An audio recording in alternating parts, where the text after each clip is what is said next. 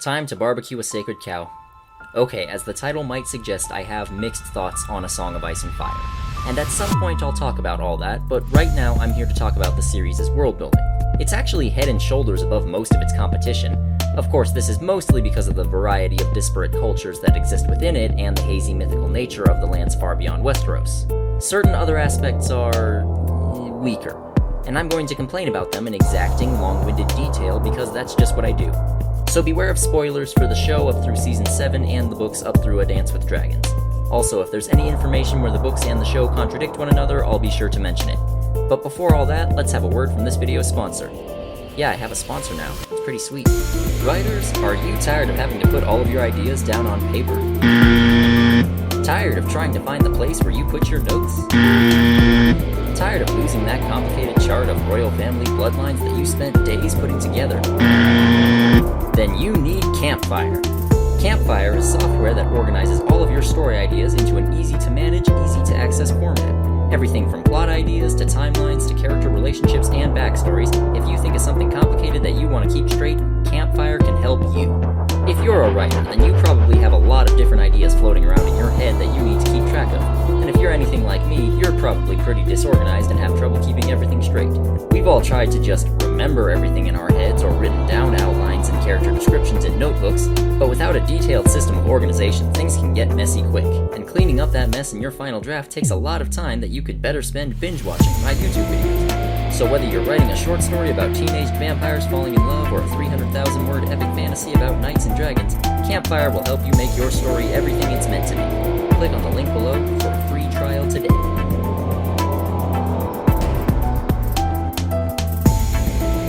At a glance, the Iron Throne is a valuable prize worth fighting for. If you become king, you get to have absolute power over the largest country in the known world, right? Well, it's clear from both the events of the book and the history of the realm after Aegon's conquest that the King of the Seven Kingdoms doesn't have much actual power. When Aegon conquered Westeros, he had a pretty small army. He only took control because he had dragons. There was really no counter for them, so most of the kings and lords eventually just gave in and submitted in fear. According to The World of Ice and Fire, Aegon respected the different beliefs and customs that the Westerosi held, but that's pretty vague. Based on the way that things are run during the events of the story, it seems like every local lord has some level of autonomy with how he runs things, but they're all subservient to the king or to another lord. So rather than an absolute monarchy, the Seven Kingdoms operate in more of a feudal system. Feudalism can get really complicated, I'm looking at you, Holy Roman Empire, but the gist of it is that the king doesn't actually have that much power. Things are very decentralized. This kind of makes sense. We might not know the exact size, but Westeros is really big.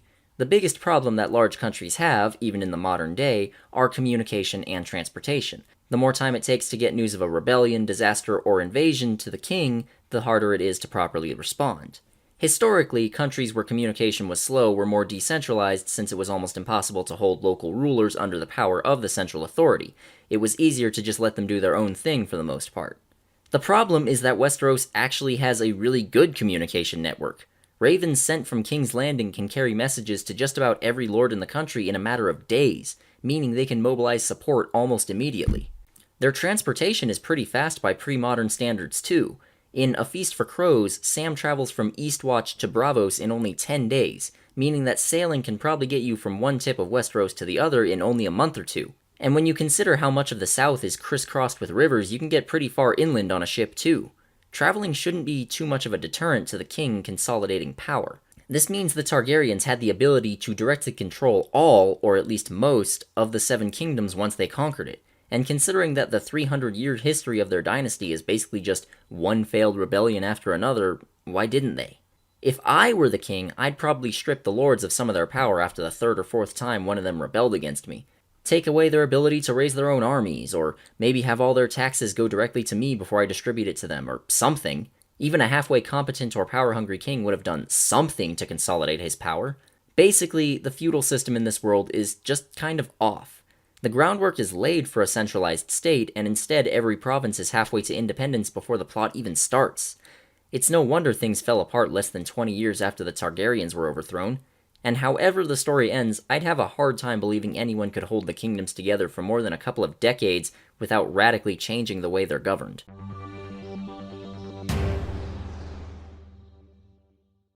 The size of this world is harder to pin down than you might think, which is a problem. The wall is said to be around 300 miles long, which means we can use it as a measuring stick to determine that the distance from the wall to Dorne is around 3,000 miles. However, George R.R. Martin has been wary about pinning down the exact size of landmasses on Planetos, so when asked, he just said that Westeros was about the size of South America, and Essos is about the size of Eurasia. He's specifically said that the maps in the books are not to scale because he doesn't want nerds with too much time on their hands to go through and point out mistakes he's made. Well, George, I got nothing else to do until The Winds of Winter comes out. And he eventually walked back on that anyways, so I'm now justified in overanalyzing things. But then there's also the fact that in the show, Sam once said that the wall was 500 miles long. Ugh. South America is shaped differently than Westeros, though. It gets really fat in the middle, which means that in order for them to be the same size, Westeros would need to be a lot longer from north to south. And since South America is 4,700 miles long at its longest, that means Westeros would have to be a hell of a lot longer than 3,000 miles. And Essos has the same problem. If it's the same size as Eurasia, then it would need to be a lot wider than Eurasia. Of course, we've never seen the eastern edge of it, so that might very well be the case. The problem with that being that if Planetos is the size of Earth, the edge would be right off the western coast of Westeros, and...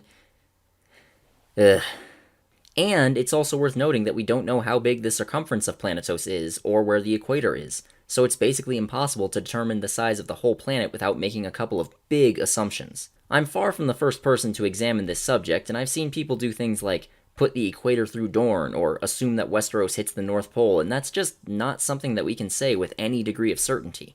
So we basically have the same problem here that we have with the Westlands in Wheel of Time, in that multiple sources give conflicting answers about landmass size. And while that does help to give the world a feeling of mystery and wonder, it also pulls it down a few notches when it comes to realism and depth.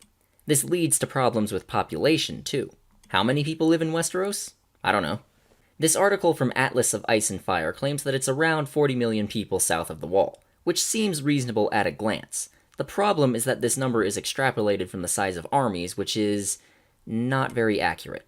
For starters, the size of armies given in both the show and the books is usually a rough estimate, and for another, the article specifically mentions that the armies could be anywhere from 0.5% to 2% of the total population, which means that, based on their estimates, the population is somewhere between 20 and 80 million.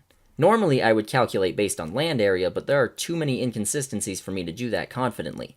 The population is probably close to the higher end of that estimate, since feudal societies aren't good at getting big percentages of their population into the fight, but that's more of a gut feeling than something based on factual evidence. Also, there's a scene in Season 7 where Jon says that the North has less than 1 million people living in it. In the show, it's confirmed that Robb Stark took a 20,000-strong army south and left more men in the North to garrison it, so the full strength was probably around 25,000. If we're just basing estimates on Atlas of Ice and Fire's percentages, then the North's population should be somewhere between 1.25 million and 5 million. And that's still too low, honestly. Even when a bunch of the soldiers were killed, there were still enough fighting-age men left in the North to build up more armies for the Battle of Winterfell and the Battle of the Bastards. So while I can't say how big the population of Westeros or its component kingdoms is, I can say it's higher than what Jon claimed. Other places have the exact opposite problem, though. Namely, the Dothraki. The Dothraki are an enormous group of nomadic horsemen who live in a grassland in central Essos called the Dothraki Sea. There are an absolute shitload of them, and it seems like the only reason they haven't conquered their neighbors is that they're divided into dozens of different clans, called Khalasars. The thing about nomadic people is that they can't sustain high population densities, so there can't be all that many Dothraki. Drogo's Khalasar has 40,000 warriors in it, but that doesn't include those who can't fight, so that means women, children, and others. Altogether, I'd estimate that his Khalasar was around 80 to 90,000 strong. That's a lot of people, a large city by medieval standards, and since they're nomadic pastoralists, it's difficult to get enough food to keep them from starving. According to Jorah Mormont, the Dothraki diet is mostly horse meat, which makes sense since they've got a lot of horses and not much else. War horses were usually bigger than other types, up to 2,000 pounds, since they were bred to carry heavy loads like knights wearing armor. However, the Dothraki don't wear armor when they fight, so they probably use more medium-sized horses of around 1,200 pounds, meaning that they each have around 720 pounds of meat on them. So if we run some numbers based on that, then that means Drogo's Khalasar alone would be eating between 279 and 315 horses every day. That's over 100,000 each year, and that's just not sustainable. and that's just from one Khalasar. There are plenty of others all over the Dothraki Sea. Now, it's made clear that this Khalasar is particularly large, so most of the others aren't eating quite as much, but the entire Dothraki horde must be going through millions of horses every year just to avoid starving, and that's not at all sustainable. The Dothraki do raid outside of their territory, and outsiders do trade with them, so they have access to more food, but not nearly enough. What I'm getting at is that there are too many Dothraki. Way too many. The rest of Planetos doesn't really have enough info to even give an estimate on size or population, so I'll just segue into part 3 now.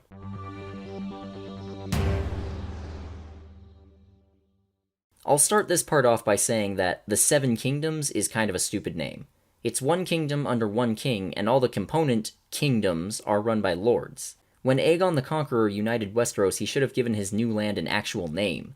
The Targaryen Kingdom, or the Empire of Westeros, or something. Anything that'll give off the impression that it's one country. Not to mention that there are actually 9 provinces, which confuses things more. That out of the way, for those unfamiliar with the history of Westeros, let me give a quick rundown. Around 12,000 years before the main story takes place, the first humans came to Westeros, and they were cleverly called the First Men. They spoke a language cleverly called the Old Tongue, and later converted to worship deities cleverly called the Old Gods. You know, I'm starting to think that George R.R. Martin isn't great at coming up with names. The First Men set up dozens of tiny kingdoms all over Westeros and erected the Wall around 8,000 years ago. Then, 6,000 years ago, a new ethnic group called the Andals came from Essos, and they promptly took over most of the south. They brought with them the common tongue and the faith of the Seven that most modern Westerosi follow. The only area that remained mostly under the sway of the First Men was in the north and beyond the Wall, and even then there was so much influence from the Andals that the Old Tongue gradually died out. This was the time when the many kingdoms of the First Men started to consolidate into the 7 kingdoms that we all know. And finally, around 1,000 years ago, a group known as the Rhoynar came to Westeros, mostly landing in Dorne, but they were smaller in number and so the majority of them assimilated into the local culture.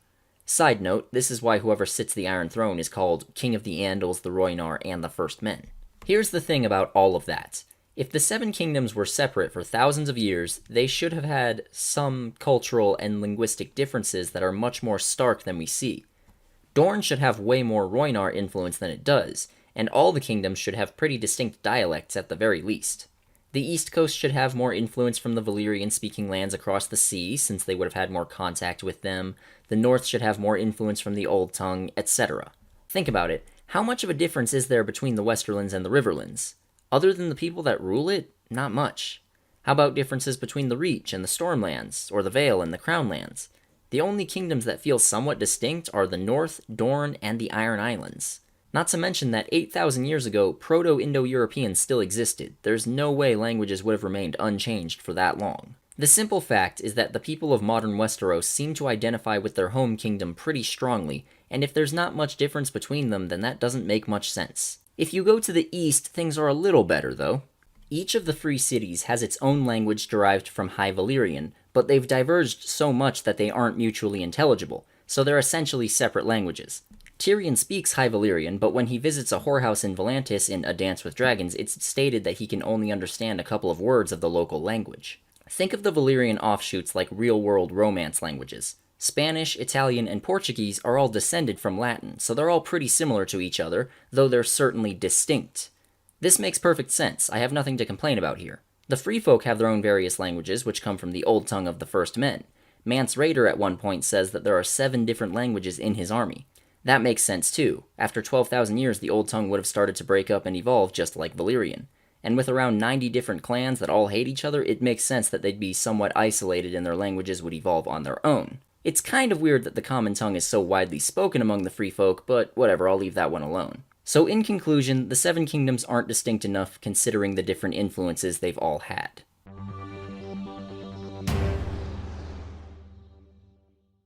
Can't believe I have to talk about this, but here we go.